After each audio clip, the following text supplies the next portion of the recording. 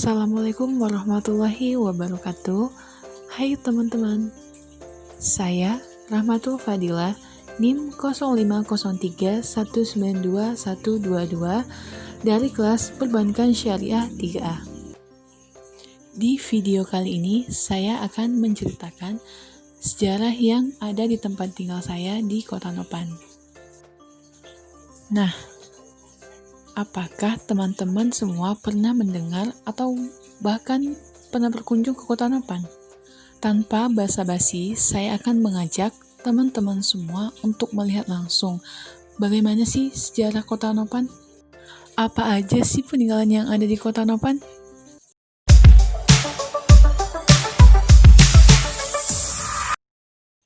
Baiklah, di sini saya akan menceritakan sedikit Kota Nopan itu seperti apa. Mungkin dalam bayangan orang yang pertama kali mendengar tempat ini adalah sebuah kota. Padahal tempat ini hanyalah sebuah kecamatan yang ada di Kabupaten Mandailing Natal. Kota Nopan merupakan salah satu daerah paling ujung Sumatera Utara. Tepatnya sekitar 500 km dari pusat ibu kota Provinsi Sumatera Utara. Daerah ini dikenal sebagai kawasan pegunungan dengan sumber daya alam yang melimpah, mulai dari karet, kopi, dan aneka tambang. Jadi tempat yang pertama kali saya kunjungi adalah Pasanggerahan Kota Nopan. Ya, Pasanggerahan Kota Nopan ini pernah disinggahi Presiden Republik Indonesia pertama, yakni Soekarno. Orang nomor satu di Republik ini singgah dan bermalam di Pasanggerahan Kota Nopan dan menempati kamar nomor 1. Selain itu, Presiden Soekarno juga sempat mengadakan rapat akbar pada tanggal 16 Juni 1948. Beliau mensosialisasikan kemerdekaan dan mengajak warga Mandailing Natal untuk tetap mempertahankan kemerdekaan dan keutuhan Negara Kesatuan Republik Indonesia. Rapat yang berlangsung di halaman Pasanggerahan ini dihadiri oleh ratusan tokoh pejuang kemerdekaan. Posisi Pasanggerahan ini berada di persimpangan 4 yang ada di Kota Nopan. Kondisi tempat ini masih berdiri kokoh sampai saat ini dan dijadikan sebagai penginapan. Tempat bersejarah yang kedua yang ada di Kota Nopan adalah Tugu Perintis Kemerdekaan. Nah, sebagai bukti Kota Nopan sebagai kota pejuang, di daerah ini dibangun Tugu Perintis Kemerdekaan. Tugu ini dibangun pada tanggal 9 November 1988 di depan Pasanggerahan Kota Nopan dan diresmikan langsung oleh Gubernur Sumatera Utara saat itu, almarhum Raja Inal Siregar, untuk mengenang mereka yang berjuang sebelum kemerdekaan sampai proklamasi dikumandangkan. Di 4 sisi tugu itu terdapat batu marmer yang bertuliskan naskah proklamasi, naskah pembukaan Undang-Undang Dasar 1945, serta informasi pembangunan dan peresmian tugu tersebut. Dan yang selanjutnya adalah Tugu Pahlawan.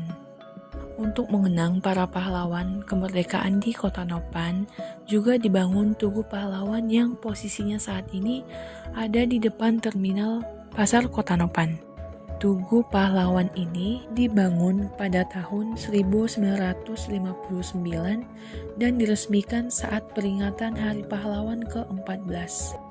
Selanjutnya adalah SDN 1 Kota Nopan.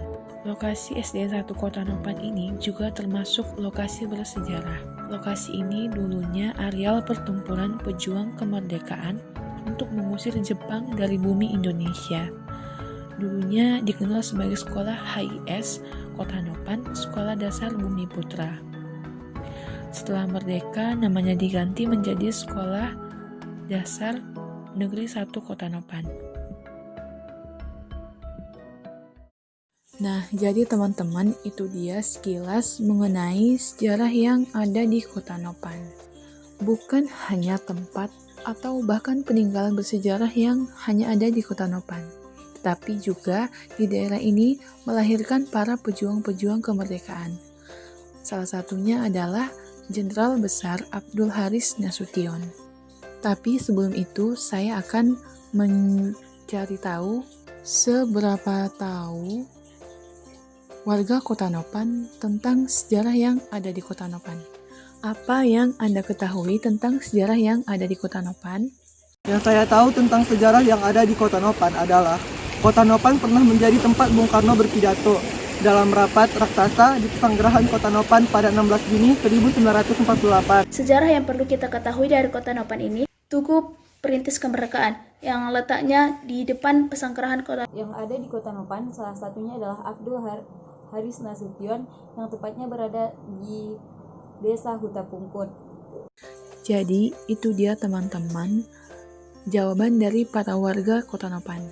Kebanyakan dari mereka alhamdulillah masih mengetahui sejarah yang ada di Kota Nopan. Jadi kesimpulannya adalah kita sebagai generasi muda sudah sepatutnya dan seharusnya mengetahui sejarah-sejarah yang ada di bangsa ini. Dan ingatlah, bangsa yang besar merupakan bangsa yang menghargai jasa-jasa para pahlawannya. Sebelumnya, saya mengucapkan terima kasih kepada Bapak Henry Dalimunte, MA, selaku dosen pengampu mata kuliah kewarganegaraan. Sekian dari saya, mohon maaf bila ada kesalahan, baik tutur kata ataupun perbuatan. Thanks for watching my video. Don't forget to like, comment, and subscribe. Wassalamualaikum warahmatullahi wabarakatuh.